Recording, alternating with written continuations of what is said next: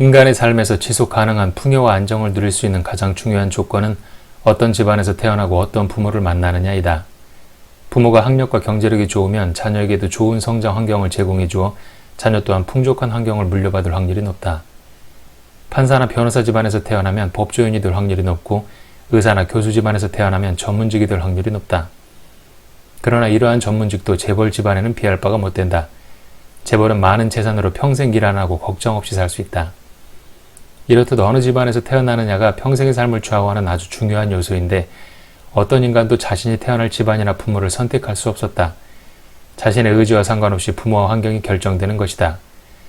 그래서 가난한 부모를 만나 열악한 환경에서 살고 있는 사람들은 삶과 세상이 불공정하다고 생각한다. 더욱이 요즘처럼 팬데믹과 어리석은 지도자로 인해 경제 상황이 나쁘고 빈부격차가 커지면 사람들의 불평과 원망은 더욱 심해진다. 그러나 과연 우리의 삶과 인생은 불공정할까? 요한복음 8장 32절 진리를 알지니 진리가 너희를 자유케 하리라. 삶이 불공정하다고 생각하는 사람은 진리를 모르기 때문이다. 진리를 안다면 결코 삶이 불공정하다고 생각하지 않는다. 그럼 진리란 무엇일까? 그것은 바로 우리는 곧 죽게 되며 죽음 이후에 천국에서 영원히 살게 된다는 것이다. 그리고 얼마만큼 하나님께서 원하시는 모습이 되어졌는가에 따라 천국에서의 삶의 수준이 달라진다. 하나님께서는 인간이 불순종할 것이라는 걸 미리 알고 있었고 인간에게 순종의 유익함을 깨우치기 위해 에덴 동산에서 추방하여 고통스러운 삶을 경험하게 하셨다. 하나님께 불순종하면 고단한 삶을 살고 순종하면 풍요와 번영을 누릴 수 있다는 것을 깨닫게 하는 것, 이것이 바로 이 땅에 살아가는 모든 인간을 향한 하나님의 계획이고 목적이다. 물론 모든 인간이 천국에 가지 못하고 적재하는 사람이 지옥에 갈 것이다. 그러나 지옥에 가는 것도 결국은 천국에 들어가기 위한 과정이다. 지옥에서의 고통을 통해 자신의 교만과 패역함을 회개하고 반성하게 하기 위해 보내지는 것이다. 그러니 미련하고 어리석은 자가 되어 쓸데없이 고생하지 말고 하루빨리 지혜롭고 현명한 사람이 되어야 할 것이다. 현재 자신이 처한 환경이 초라하고 볼품없을지라도 낙담하거나 좌절할 필요가 없다.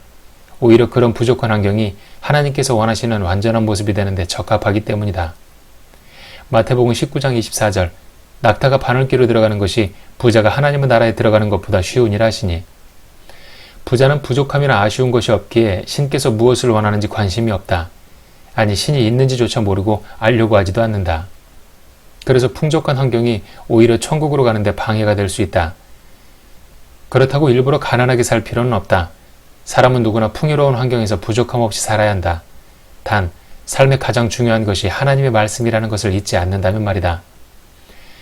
나 또한 지독이 가난한 집안에서 태어나 힘겹고 초라하게 살았지만 하나님이 원하는 것이 무엇인지를 깨닫고 철저히 순종하였더니 축복을 받아 현재 남부럽지 않게 살고 있다. 나도 하나님의 자녀가 되었기 때문이다. 가난한 부모를 만나 돈 없고 힘 없고 빽 없고 세상에서 멸시와 천대를 당하며 오늘도 힘겹게 하루를 살아가는 자들아, 예수님의 말씀을 믿으라. 세상을 창조하신 전능하신 하나님께서 너희의 아버지가 되어주겠다 하신다. 요한복음 1장 12, 13절 영접하는 자, 곧 그 이름을 믿는 자들에게는 하나님의 자녀가 되는 권세를 주셨으니 이는 혈통으로나 육정으로나 사람의 뜻으로 나지 아니하고 오직 하나님께로부터 난 자들이니라. 인간의 인생이란 하나님의 자녀가 되기 위한 긴 여정이다. 우리가 이 땅에 살고 있는 이유는 하나님께서 원하시는 완전한 인간으로 만들어지기 위한 것이다. 그리고 우리가 영원히 살게 될 곳은 죽음 이후에 가게 될 천국이다. 이 세상은 우리가 영원히 사는 곳이 아니다. 그러니 곧 없어질 이 땅에서의 삶에 집착하지 말고 우리가 가게 될 천국에 집중하라. 그것이 우리가 영원히 살게 될 곳이다.